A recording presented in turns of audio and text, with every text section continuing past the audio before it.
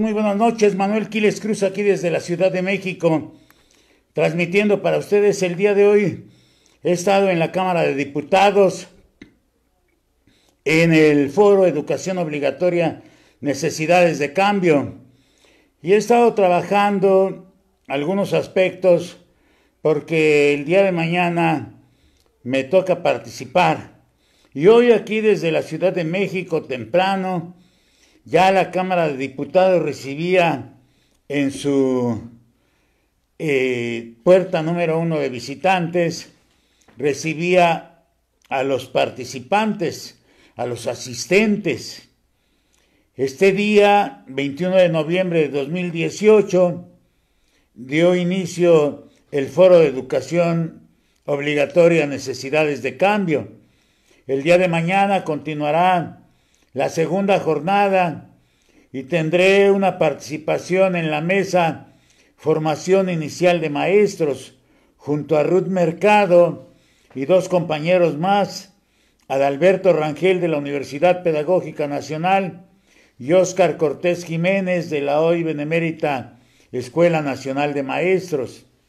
Los espero si gustan acompañarnos, si gustan ustedes ir, deberán de estar a las 8 de la mañana en la puerta 1 de visitantes, es la calle transversal a Eduardo Molina, y por ahí es el ingreso en el Palacio Legislativo de San Lázaro. El día de hoy tuvimos una jornada excepcionalmente rica. Inauguró el evento quien será secretario de Educación en el gobierno de Andrés Manuel López Obrador, Esteban Moctezuma Barragán.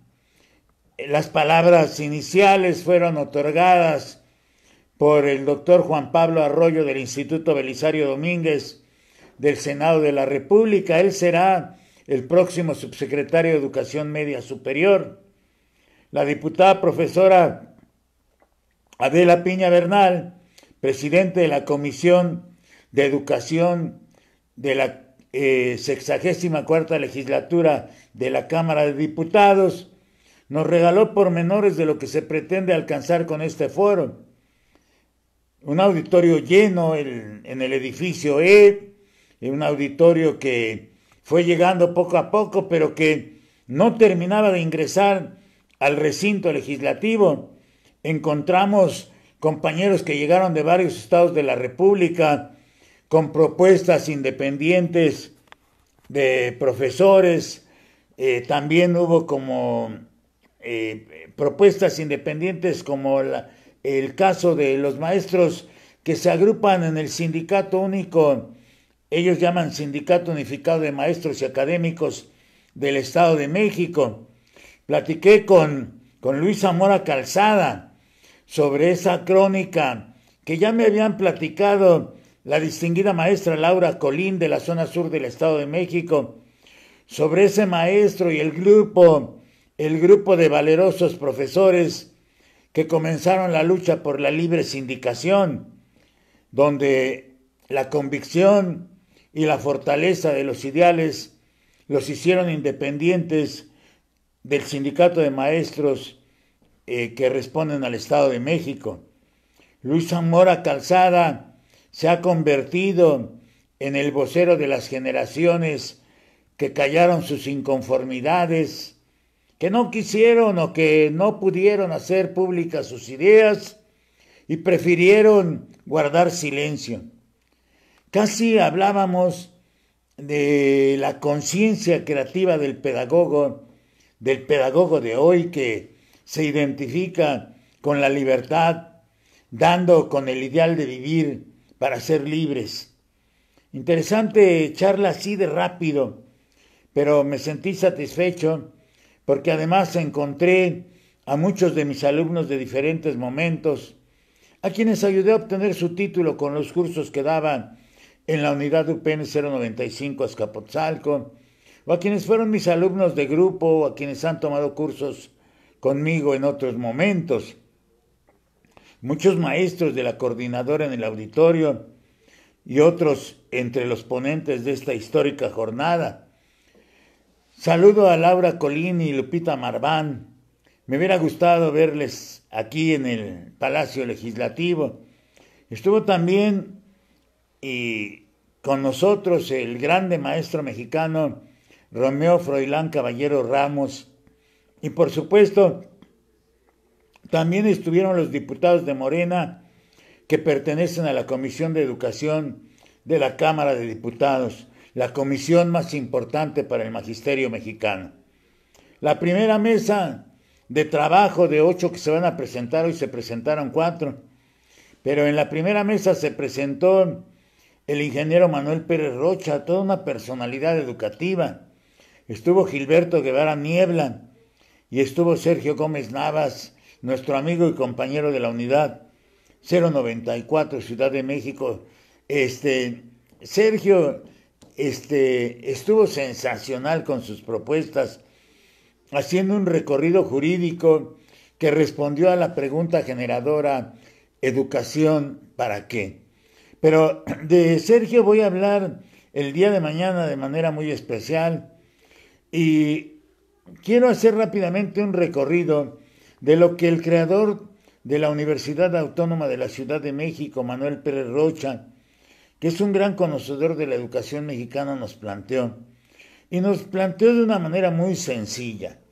Por ejemplo, él es un verdadero analista de la educación, conocedor, escritor, columnista de varios periódicos en México, y sensacional, de verdad, sensacional. Yo lo leía a Manuel Pérez Rocha y hoy le muestro todo mi respeto. Lo tenía, pero hoy lo muestro públicamente. Él habla de colocar un verdadero humanismo.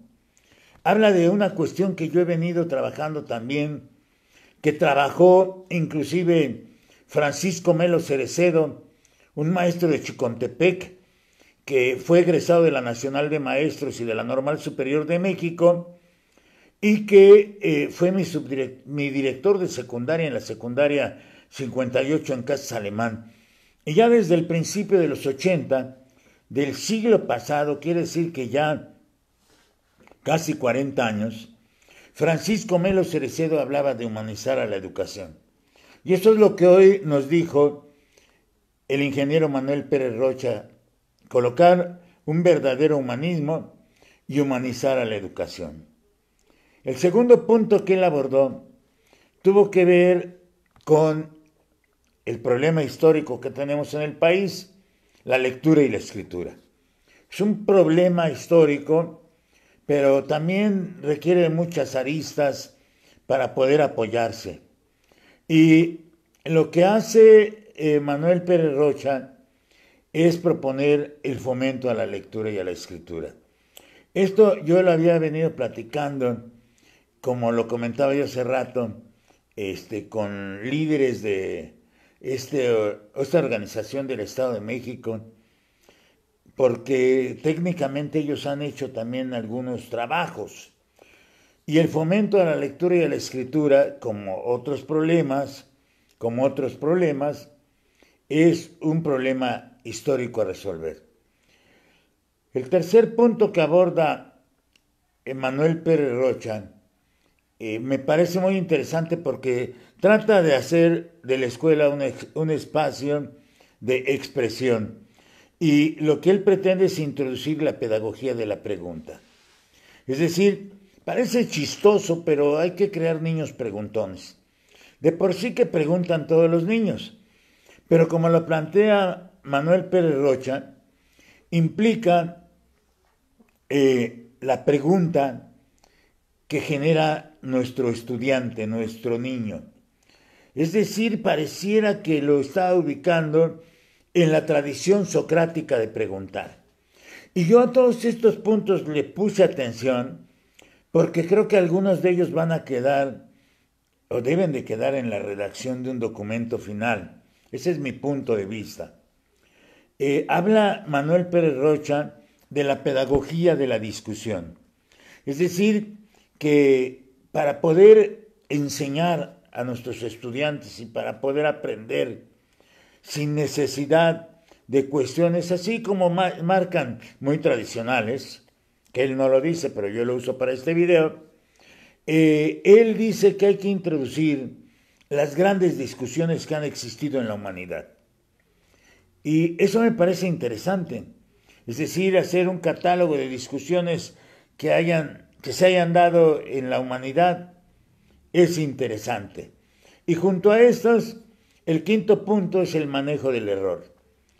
El error permite aprender, el error permite avanzar, el error permite construir conocimiento, el error permite percatarme cómo soy. Y evitar cuestionarios que nunca permiten una pregunta. Porque aquí en la elaboración de cuestionarios, los cuestionarios deben de tener otras ideas. Y urgente en un punto sexto es que la escuela coloque la cooperación y se excluya la competencia. Es decir, la competencia puede generar en un momento bullying, la competencia puede la competencia genera envidias, la competencia genera celo, la competencia genera muchas cosas que yo he tratado en mi discurso de la escuela decadente. Y lo que hay que establecer en lugar de la competencia es la regla de conducta de cooperación, nos dice el ingeniero Manuel Pérez Rocha. Un hombre culto, un hombre con mucha visión, donde en un punto 7 nos dice que la motivación de los estudiantes es fundamental. Esto, no porque esté en el punto 7 es el punto 7, o yo lo ubique ahí, sino que la motivación es un principio, es como el principio de Herbart, donde está la motivación desde la psicología y está la ética, ¿sí? Desde la filosofía. Y la motivación de los estudiantes la ve Manuel Pérez Rocha como algo fundamental, lograr que lo que motive a los estudiantes sea el valor del conocimiento. Y ahí entonces pasa a un punto 8 donde nos señala que lo importante es inducir los usos prácticos y trascendentales del conocimiento. Es decir, ¿por qué se tiene que llegar al conocimiento? El día de mañana yo voy a hablar de mis 6 conceptos que he venido trabajando. El conocimiento, el saber, la creatividad y la innovación, el genio y la brillantez. ¿Por qué? Porque creo que en la formación de los maestros normalistas, que les hablan mucho de innovación, como en la Universidad Pedagógica Nacional, hay muchos maestros que hablan de la innovación y de la creatividad, pero que no les pueden presentar a sus estudiantes ni sus innovaciones ni sus creatividades, porque no las tienen, porque no las generan.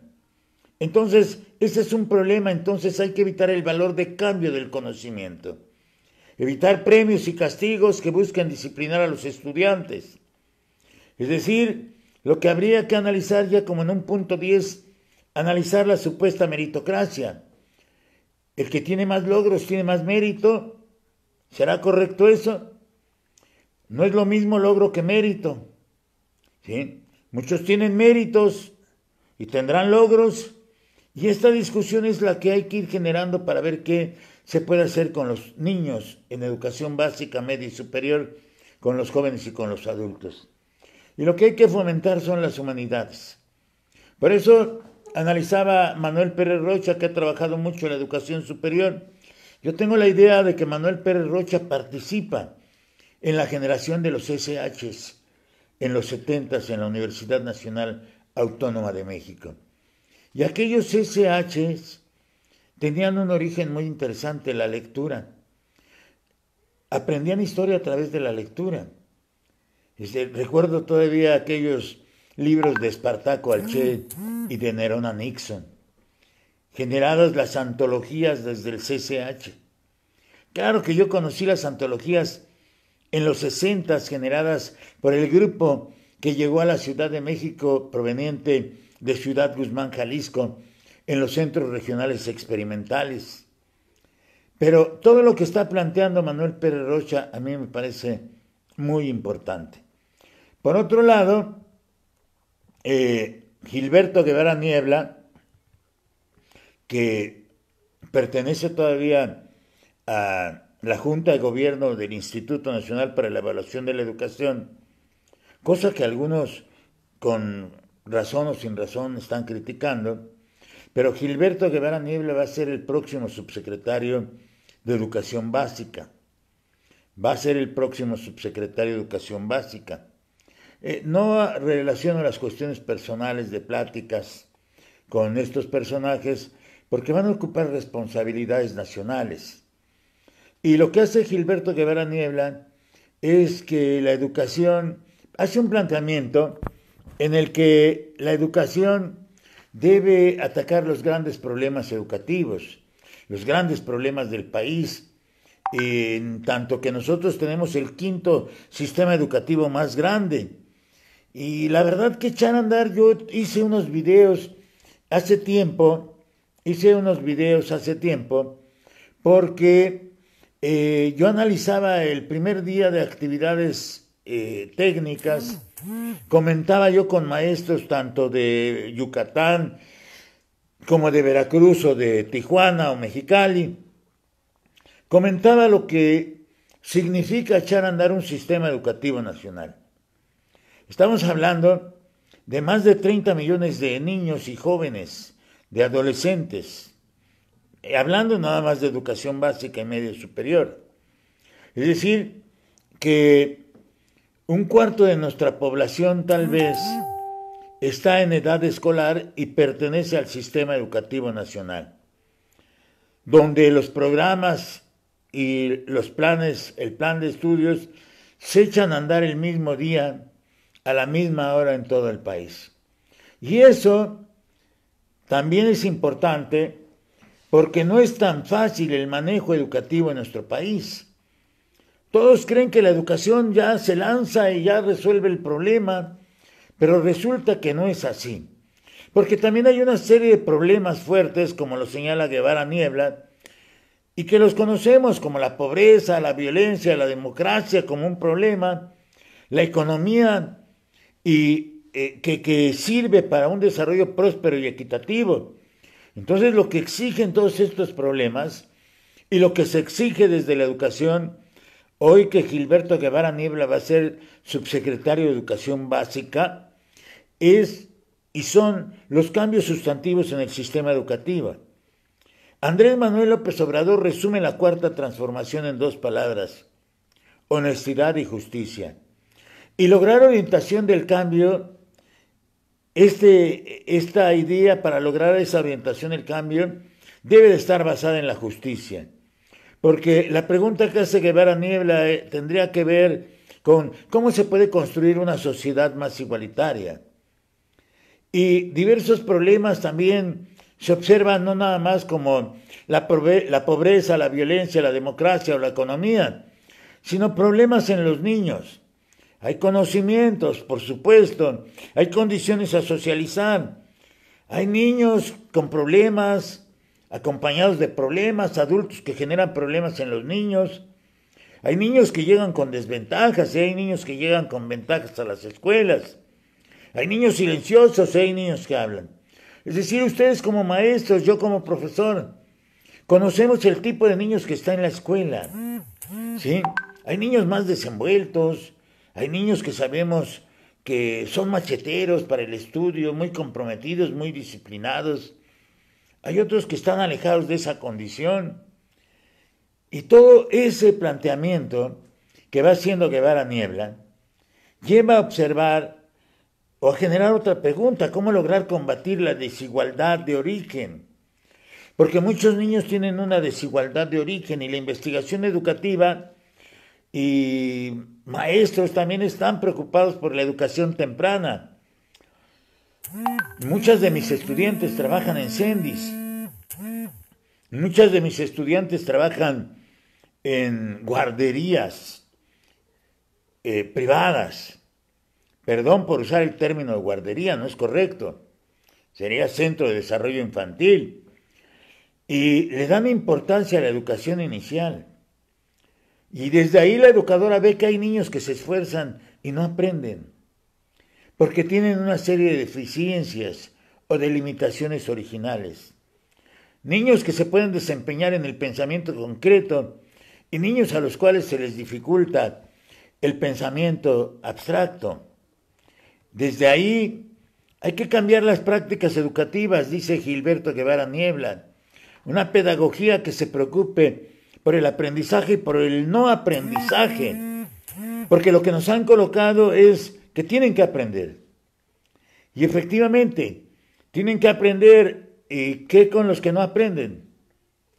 Porque yo he hecho videotransmisiones como la del 11 de septiembre de 2016, cuando Nuño habla de PISA y da sus resultados y critica al sistema que tiene más de 100 años con su ignorancia. Y entonces yo hago esa videotransmisión desde Ciudad del Carmen, señalando por qué pienso que la construcción ha fracasado. Entonces, hoy se habló de que hay que preocuparse por el aprendizaje y por los no aprendizajes. Hay pedagogía, hay que buscar una pedagogía sobre la variedad del aprendizaje, una pedagogía diferenciada. Hay un conjunto de técnicas asociadas a la pedagogía de la diferencia. De eso está hablando Gilberto Guevara Niebla. Entonces México no va a tener calidad educativa por su inequidad. Hay que levantar el sistema educativo nacional.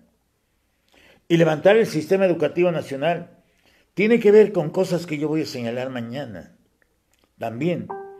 Porque el primero que debe de ser ejemplo para sus estudiantes que van a ser maestros es el maestro que forma a los maestros. Ese debe de ser ejemplo. ¿Sí? Y las prácticas que se están haciendo en la formación de maestros y en las escuelas niveladoras de maestros, donde los maestros dejan el trabajo en sus estudiantes. Es decir, los estudiantes se convierten en los enseñantes. ¿Pero qué nos pueden enseñar estos estudiantes? Lo digo con todo respeto para ellos, si ellos lo que quieren es aprender. Ellos lo que quieren es aprender. Por eso, así como dice Gilberto Guevara Niebla, que México no va a tener calidad educativa por su inequidad, y que hay que levantar el sistema educativo se tiene que levantar de diversas maneras. Si se quiere dar mejor educación, se debe de generar un sistema de atracción a los maestros. Ahí abona Gilberto Guevara Niebla. Se debe de producir una movilidad e igualdad social. Y yo comento desde mi ponencia el día de mañana que se debe de reconocer y valorar el trabajo de los maestros. Porque si no se reconoce el trabajo de los maestros, inclusive salarialmente, algunos critican, porque hoy lo escuché, la crítica a carrera magisterial con la modernización educativa. Pero sin embargo, los que tuvieron carrera magisterial con la modernización educativa, tuvieron buenos salarios y muchos de ellos fueron muy buenos maestros. También hubo sus excepciones, que habiendo acreditado los procesos de evaluación y obteniendo buenos salarios, eran muy malos maestros. ¿Sí? Es decir, aquí hay de todo, hay buenos y hay malos maestros. Habemos buenos y habemos malos maestros, y me incluyo también.